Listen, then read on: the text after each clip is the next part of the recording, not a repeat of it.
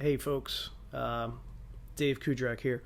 Wanted to talk a little bit about what it's like to be a professional or semi professional musician, part time professional musician, while having kids and also a full time job. And I wanted to just talk a little bit about what my experience has been and maybe give you guys some advice if you're thinking about starting some kind of music business, whether it's performing live or teaching lessons or something like that, or even just wanting to play more music, create more music, but think it might be impossible because you're a parent and you've got a full-time job. So I wanted to share my story a little bit and maybe help you guys out.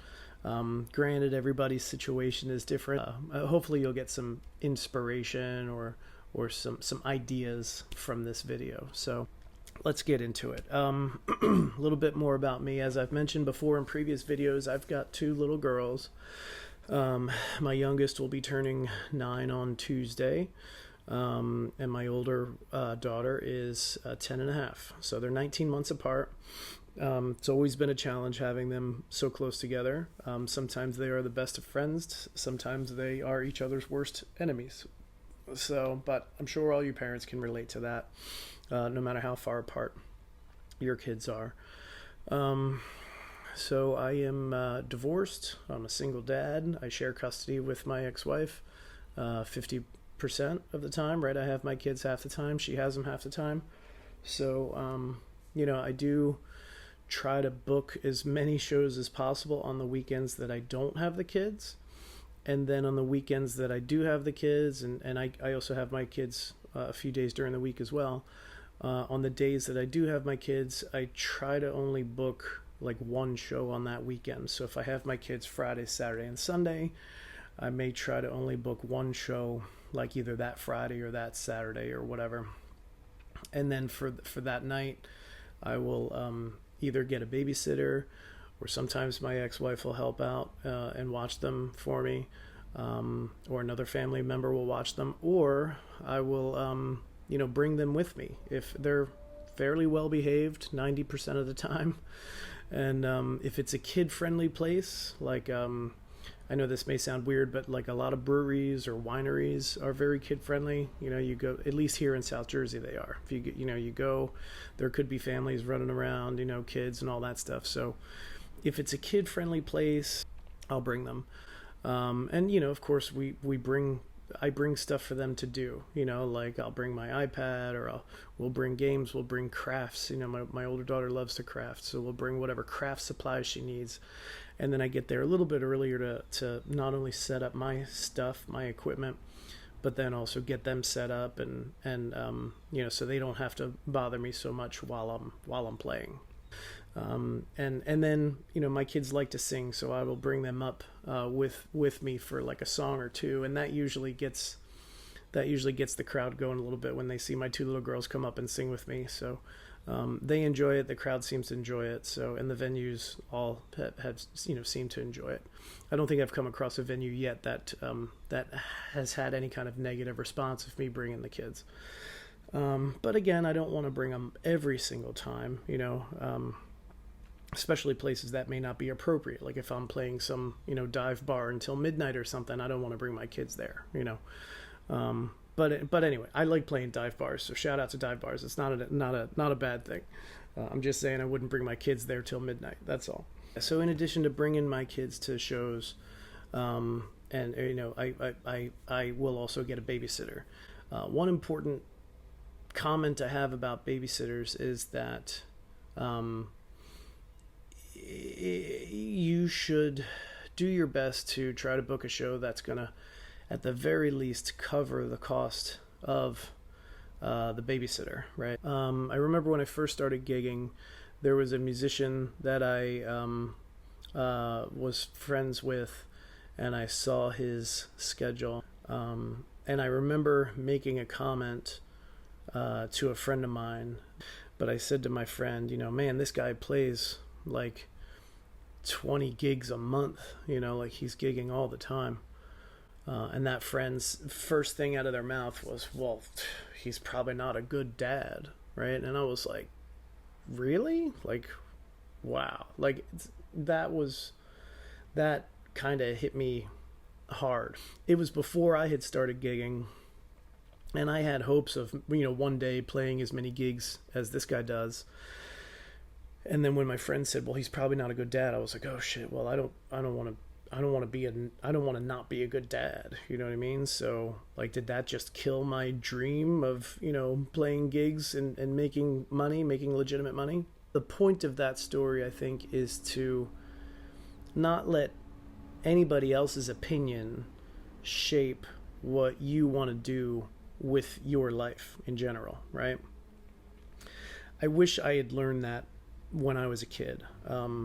I spent a lot of time as a kid just doing what I was told all the time, never really doing what I wanted to do.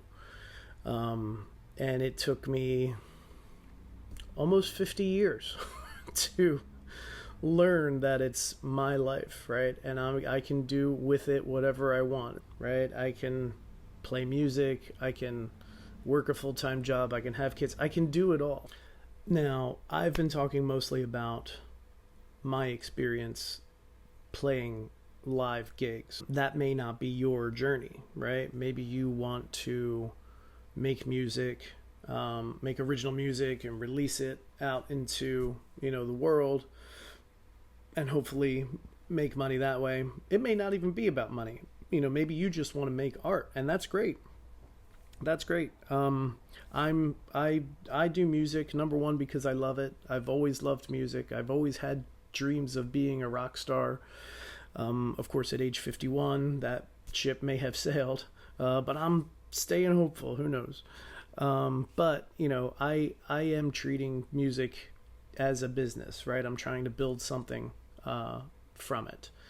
There are other ways of doing music as a as someone who has a full-time job and kids, right? You could maybe teach music lessons, guitar lessons, piano lessons, whatever music instrument you play. You could do that. You could possibly build a fan base and make money off of YouTube or TikTok, Instagram, Facebook, right? You could be an influencer, right? I do hear stories of people making boatloads of money. If you're one of those who can grab an audience's attention and eventually become an influencer, and you never know until you try. Who knows? Maybe that's your superpower and you never knew you had. So my recommendation would be to try a whole bunch of different things, throw everything against the wall, and see what works, what you love to do, right? Because usually, if you're doing whatever you love to do, the money will follow, right? And then one additional important thing that I want to say about this topic, about trying to pursue your passion, even if it's not related to your full-time job, and trying to find the time to pursue your passion while you have kids, right? You're a parent and you've got a full-time job, and seems like you can never find the time to do anything, let alone try this new thing, right? Your kids need to see you pursuing your passion, right? Because I think as a parent, we all want our kids to pursue their passions, right? My kid wants, if my kid wants to be a singer or a ballerina or paleontologist, or she wants to go to Mars, whatever, like, I want her to put 100% of herself into achieving that goal, right? I think you need to lead by example, right? You need to show your kids that, yes, I have dreams too, and I am going to pursue them. I'm not just the guy who makes the rules and makes dinner and stuff like that, right? I just think there are more ways than people realize that you can make it work with having kids and a full-time job, right? Case in point, it's 6 a.m. right now. My kids are still asleep. It's Monday morning, and I'm trying to record this video before they wake up. I don't have a fancy YouTube studio like most people you see on YouTube, But who knows? If I keep doing this consistently, and I might buy a better camera instead of using my laptop camera. I might, situate a corner of my room to look a little bit more professional like everybody else. Who knows, right? But I'm just taking it one step at a time, because I found that if I try to do it all at once, right? Like if I tell myself, well, once I get the proper camera and the proper microphone, and then once I set up my my studio and all that, then I'll be able to make videos. No, it doesn't work that way. The biggest, most important thing for you to do is to just start, right? Just however it is. Use your iPhone if you want. If we're talking about making videos or making content and posting it on the internet, or even recording music or whatever. Like, just start, right? Use what you've got until what you're doing pays for the stuff that you want. Just start. Just start doing whatever it is that you love, and do it in small increments, baby steps, right? You'll start figuring out the stuff that you're good at, the stuff you're not good at, the stuff that wakes you up in the morning. I guess to kind of sum it all up, number one, your kids need to see you pursue your passions, right? Because they will learn from you. Number two, you don't have to make big investments to pursue your dreams, right? You just start small, and then just try to remain consistent, right? Remaining consistent is making sure you're doing it on whatever timetable is required, right? Like, and I'm just going to use YouTube as an example. I think the general rule of thumb to build a YouTube channel is to release a video once a week. So that's my goal, release a video once a week. So I'm going to consistently do my best to do at least a video once a week. Maybe I'll throw in an extra one here or two if I have the time, but I try not to overwhelm myself with a whole bunch of, I got to do this, I got to do that, I got to do this, because it'll be so overwhelming I won't want to do it, and then I'll easily give up. I'll get burnt out super quick. So yeah, just try to remain consistent, and then of course enjoy yourself, right? This is supposed to be fun. This is something that you're passionate about, right? I don't do music because I think I'm going to be I don't do music because I legitimately think I'm going to become a world famous rock star, right?